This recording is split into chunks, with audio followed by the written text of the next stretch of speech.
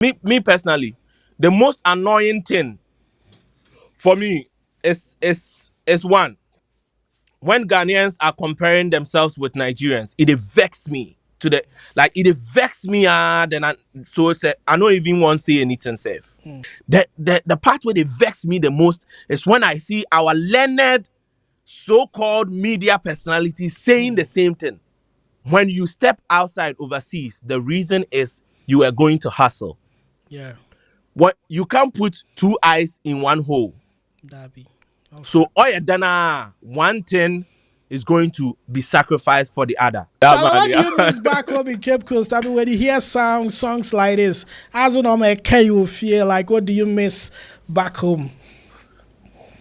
Honestly, back home is the fans, the people, the atmosphere, the corners na yaka shisha and zamani na. Like ebon me, the first thing will come my head inside be hacienda, pantry, kente, the bar.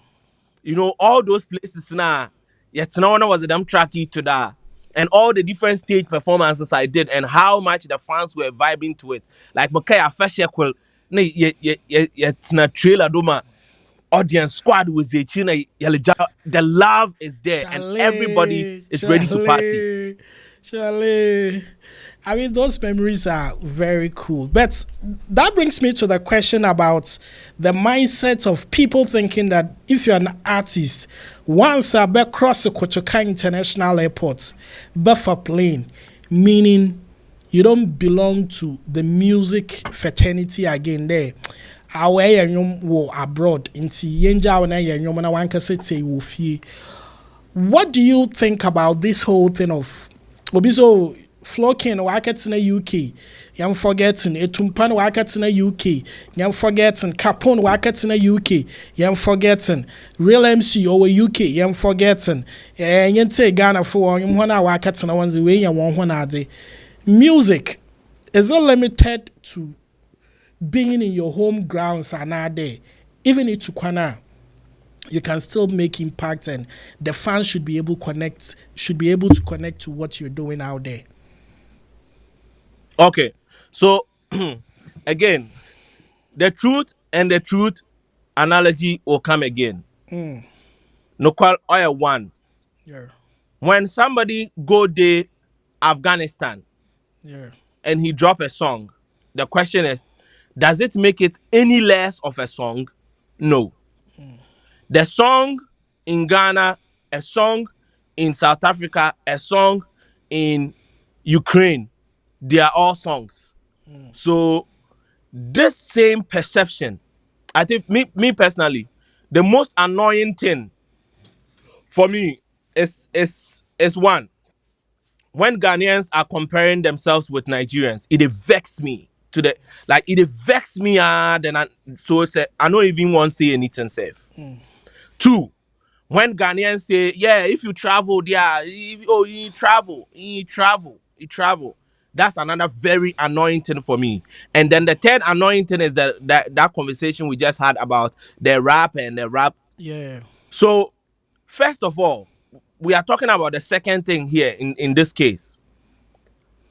We are in a world where, and I am speaking with anybody who has any hopes or dreams of doing music at some point, or even chasing any creative dream, right? Yeah. We are in a world where the internet rules. So local presence will always have an advantage, but will never shut down the internet.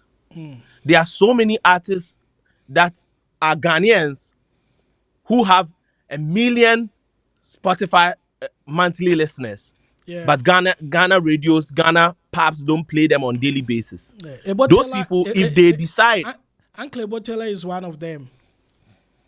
exactly, those people, if they decide that my people not really they play my tunes on daily basis, so I go dogger, we are losing a lot of quality that is being sent out there to the world, which represents Ghana as a whole. Yeah. For example, most people have moved outside their countries and are more permanently based elsewhere. Yeah. But we, the same Ghanaians, we they champion them. I don't think Ashake is living in Nigeria permanently. Every Yeah. time you go see him post, he either London or US somewhere. Whiskey Davido, the same. Burna Boy, I don't think they stay in Nigeria. So it is that Ghanaian mentality. This same mentality where they crash artists, this same mentality where they ruin somebody who has put an effort into trying to better themselves. First of all, the average person that doesn't want to invest in what they do.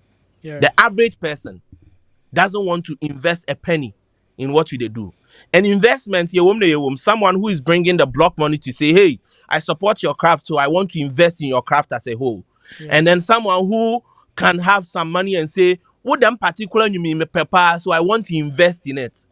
And then when we come to the common, let me not even say common floor member, and we come to our amazing fans who can also say, oh, and you may dodo, I will invest in it. Invest can be your time, Yeah. your effort, your energy, and obviously your little coins. Because when you stream, when you choose, you make a choice to stream the song instead of downloading it. That is you investing in the person in craft. When you make a point to see the link and click on it and not just watch the video that came with the link and scroll up, that is you investing in it. When you click the link, follow the link, go find the song, that is you investing in it. When you decide to share the song, that is you investing in the song. And these are all the different things we should be more focused on as as a community and as a nation as a whole. Let's throw that perception away. The part where they vex me the most is when I see our learned so-called media personalities saying the same thing, and I'm like, you guys understand what is going on. You know we don't have investors, and these are the same learned people who they push when our investors away. Because invest somebody get block money, you want to invest in artists now, they say, oh nah, Ghana music nah la, uncle baby, Ghana music, Ghana artists nah, Ghana artists nah, Ghana artists nah. And then they fail generation after generation after generation with this mentality, and they block all the blessings we go fit come one away. The few people who decide to champion it themselves and go out there, go hustle, make an impact, and invest in their career too, you they shut down that effort with the mentality that way to quantity won't number. Nah, that is not the case. That is a perception that we should completely bury in the ground, so that the average fan can also enjoy. Me, I drop project. A day Yankee, I drop project. If the radio DJs decide that, hey, we love this song, so we are going to blast it everywhere, do you think the fan no go enjoy them? You go The enjoy fan there, am. You go enjoy. the average music lover is waiting for good content to always enjoy. Yeah. They don't care where it's coming from. So if the song is fire, they will take it. So all I'll say is our people, our media personalities, our gatekeepers, make we try move away from this perception. The second truth of the matter is when you step outside overseas, the reason is you are going to hustle. Yeah. What you can't put two eyes in one hole. That be. Also. So all dana one thing is going to be sacrificed for the other. Yeah. So then you ask yourself, are you going to sacrifice the music a little bit in order to chase that hustle, so that when the hustle is stable, then you can revisit the music? Or you are going to sacrifice the hustle and put your all in the music? We see it day in and day out. The music from our end, it doesn't come with royalties enough for you to depend your future and your pension on. There's no pension in the music industry. There are no investors. There are no royalty distribution. The structure is terrible. So if you don't decide that, hey, let me go find a structure that is tangible, that I can depend on in the future to take care of my family and my kids and to support my friends and everybody, then it's a fakula, it's na wazado. It's what shroud. Mind you, it's mind you, maybe if you put your that one eye, you put the all in the music, who knows? Maybe it will be so successful that you can, put that money sum to take care of your family. We are seeing a lot of successful people. But the truth is, the music is not the biggest source of their income. Music has never been the biggest source of income for anybody, any artist. The music is just a door that opens you into other business opportunities. So me, the music opened a door for me to step outside of my comfort zone, which is Ghana, and step into a new space, which is the United States. And once I got here, I decided, okay, I can do this, and I can do this. And I've gone to school, and I have this brain, which I can use to capitalize on these skills and make enough financial gain, which I can reinvest into my music. So the second truth I'm speaking of is most people allow themselves for the hustle to drown them completely. Drown them completely, because one can say one side the bill 9 to 5 I see. and share baby fin. I You don't pray. you don't even have the energy to so it comes down to the people who truly care about the music.